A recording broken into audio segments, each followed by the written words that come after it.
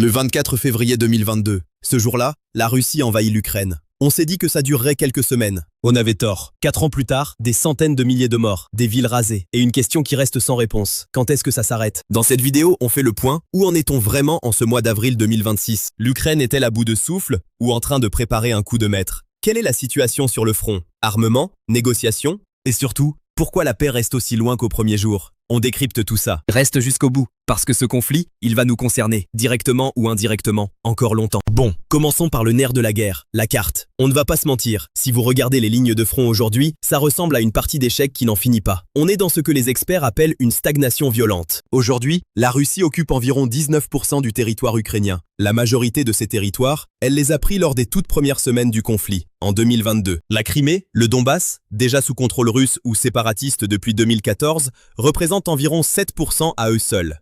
Au nord, dans la région de Soumy, les Russes avancent encore légèrement. À l'est, Donbass, c'est l'enfer sur terre. Des villes comme Pokrovsk ou Liman sont le théâtre de combats de rue acharnés. On gagne 100 mètres un jour, on les repère le lendemain. Mais dans le sud, entre Donetsk et Dnipropetrovsk, pour la première fois depuis le début du conflit, 0 km² conquis pour la Russie. On a même pu observer un recul, c'est un signal fort. La Russie a perdu des centaines de kilomètres carrés. En janvier, la Russie avançait encore, elle occupait plus de 400 km² dans le sud. Un chiffre qui a chuté à 144 km² en mars. Le nord, la Russie pousse fort, très fort. Ils tentent des percées locales pour forcer les Ukrainiens à déplacer leurs troupes. L'Ukraine multiplie les frappes de drones sur la Crimée et les dépôts de pétrole russes. Leur stratégie? Asphyxier l'armée russe par l'arrière. Le bilan? L'Ukraine tient bon, mais elle est fatiguée. Son infrastructure énergétique est touchée à 65%. En gros, le pays vit sous perfusion électrique. C'est dur, c'est long, et le moral est mis à rude épreuve. Côté objectif russe, selon les renseignements ukrainiens, Moscou voulait prendre la ville de Kostiantynivka avant le 25 avril et contrôler l'ensemble de la région de Donetsk avant fin 2026. Deux objectifs qui semblent, pour l'instant, complètement hors de portée. Et une question qui reste sans réponse. Quand est-ce que ça s'arrête? Maintenant, parlons armes. Parce que comprendre qui gagne ou qui perd, c'est d'abord comprendre avec quoi chaque camp se bat. En 2026, la guerre a changé de visage. Ce n'est plus seulement des tanks, c'est une guerre de geeks et de silicium. Armement côté Ukraine. Au départ, en 2022, le budget militaire ukrainien était d'environ 5 milliards de dollars. 10 fois moins que celui de la Russie. En un an, il a été multiplié par 7, atteignant 44 milliards de dollars. En grande partie grâce aux aides militaires étrangères. L'Europe reste le principal fournisseur. L'UE s'est engagée sur un prêt de 90 milliards d'euros pour 2026-2027. L'Allemagne a signé des accords de production d'armement avec Kiev en avril 2026. Et les États-Unis, on y revient dans 2 minutes. Mais la vraie révolution ukrainienne sur ce conflit, c'est le drone. L'Ukraine est devenue le premier labo mondial des drones. L'Ukraine a transformé des drones bon marché en armes de guerre redoutables. Ils prévoient d'en produire 7 millions cette année. Ils ont signé des contrats énormes avec l'Allemagne et les Pays-Bas pour des drones dopés à l'IA. L'idée? Le drone repère sa cible tout seul, même si le signal GPS est brouillé par les Russes. Les drones FPV, ces petits appareils télécommandés, représentent aujourd'hui entre 60 et 80% des pertes russes sur certains secteurs. C'est de la destruction à faible coût.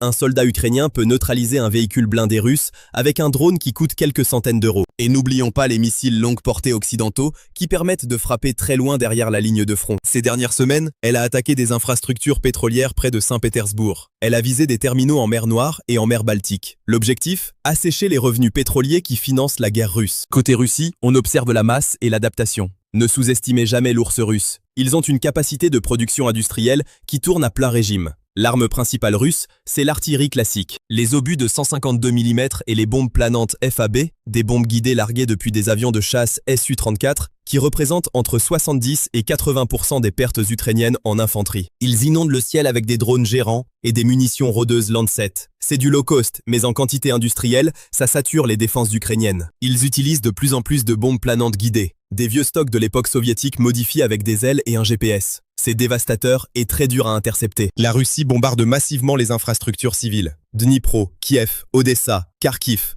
Toutes les grandes villes ukrainiennes sont régulièrement frappées. Il y a quelques jours, des frappes ont fait au moins 12 victimes civiles en une nuit. Mais la Russie a ses propres problèmes. Le recrutement russe a chuté de 20% entre début 2025 et début 2026. En 2025, la Russie recrutait 1100 nouveaux soldats par jour en moyenne. En 2026, 900. c'est moins. Et dans une guerre d'usure, ça compte énormément. Les ressources humaines s'épuisent. Et selon les estimations ukrainiennes, à prendre avec précaution, plus d'1,2 million de soldats russes auraient été tués ou blessés depuis le début du conflit. C'est un chiffre colossal. Un bilan humain que peu de régimes peuvent absorber indéfiniment. Parlons maintenant de ce que tout le monde attend. La paix, ou au moins le cessez-le-feu. Alors est-ce qu'il y a eu un cessez-le-feu? Vous avez sûrement vu passer les infos sur la trêve de Pâques, ou les appels de l'ONU. Soyons directs, il n'y a pas de cessez-le-feu global. On a eu des tentatives de trêves humanitaires locales, notamment pour les fêtes, mais elles ont été violées des milliers de fois en quelques heures. Les deux camps s'accusent mutuellement. Les négociations sont dans une impasse pour un vrai cessez-le-feu durable. Pourquoi ça bloque? L'Ukraine refuse tout deal qui donnerait ses terres à la Russie. Pour Kiev, un cessez-le-feu maintenant, c'est juste donner du temps à Poutine pour recharger ses batteries. La Russie, de son côté, souffle le chaud et le froid. Un jour, le Kremlin dit que la porte est ouverte au dialogue. Le lendemain, il exige une capitulation totale de l'Ukraine. Diplomatiquement, c'est le dialogue de sourds. On sent que les deux parties attendent de voir qui craquera le premier sur le terrain. Donald Trump, dès son retour à la Maison-Blanche en janvier 2025, a promis de mettre fin à la guerre en 24 heures. On est en avril 2026. La guerre continue. Mais Trump a tout de même bougé les lignes. C'est lui qui a remis les deux parties autour d'une table. Istanbul, Abu Dhabi, Genève, plusieurs rounds de négociations ont eu lieu en 2025, sans résultat concret. En novembre 2025, les Américains ont présenté un plan de paix en 28 points. Un plan très favorable à Moscou. Il prévoyait notamment des concessions territoriales ukrainiennes massives, une limitation de l'armée ukrainienne à 600 000 hommes, et aucune consultation de l'Europe dans sa rédaction. L'Europe a dit non. Ou plutôt, elle a proposé ses propres contre-modifications. Elle réclame un cessez-le-feu immédiat avant toute discussion territoriale. Elle veut une armée ukrainienne d'au moins 800 000 hommes. Et elle exige que les frontières ne soient pas négociées sous la pression des armes.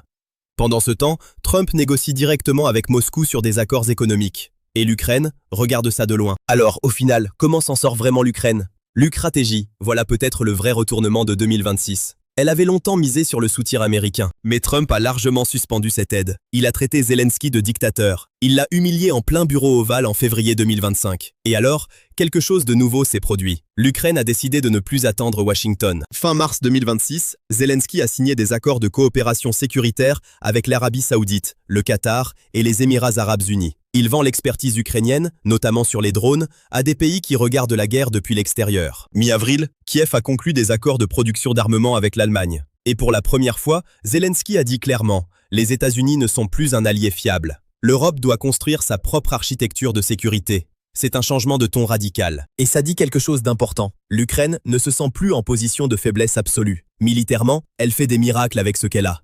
Elle a réussi à paralyser la flotte russe en mer Noire et elle protège ses villes avec un taux d'interception de drones de plus de 80%. C'est colossal. Alors en conclusion, où en est-on dans cette guerre? On arrive au bout de ce point. Ce qu'il faut retenir, c'est qu'on est dans une guerre d'usure technologique. Le front bouge peu, mais l'intensité des frappes est à son maximum. La Russie occupe toujours 19% de l'Ukraine. Elle avance moins, elle recrute moins, mais elle bombarde toujours. L'Ukraine résiste, elle ne perd pas, mais elle n'a pas encore les moyens de gagner de manière décisive. Elle est dans une stratégie de résistance active. Le mot paix est sur toutes les lèvres à l'ONU, mais sur le terrain, c'est encore le bruit du métal qui domine. Les négociations s'enlisent.